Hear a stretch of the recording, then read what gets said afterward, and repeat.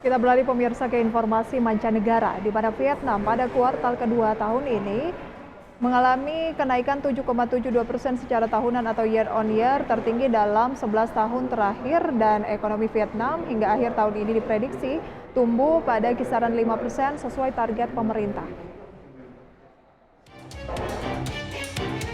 Ekonomi Vietnam hingga akhir tahun ini diprediksi tumbuh pada kisaran 5% sesuai target pemerintah.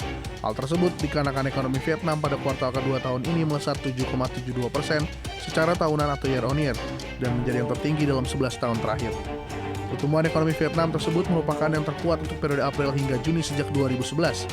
Realisasi tersebut juga lebih tinggi dibandingkan kuartal pertama yang sudah tumbuh kuat di 5,05%. Hal ini merupakan pertumbuhan yang cukup tinggi dibandingkan dengan negara-negara lain di kawasan dan di dunia di tengah stabilitas makroekonomi yang tetap terjaga.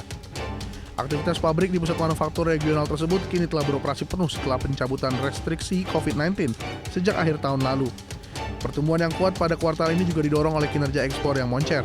Sepanjang Januari hingga Juni 2022, ekspor tumbuh 17,3% dibandingkan tahun lalu menjadi 185,94 miliar dolar Amerika. Produksi industri meningkat 8,7%. Inflasi harga konsumen pada Juni naik ke 3,37% secara tahunan, terutama karena kenaikan harga bahan makanan dan energi. Biaya transportasi juga naik 21,4%. Vietnam menargetkan inflasi tahun ini di angka 4%. Meski pandemi COVID telah terkendali di Vietnam, tetapi perkembangannya di dunia tetap rumit dengan kemungkinan munculnya varian virus baru. Berbagai sumber IDX Channel.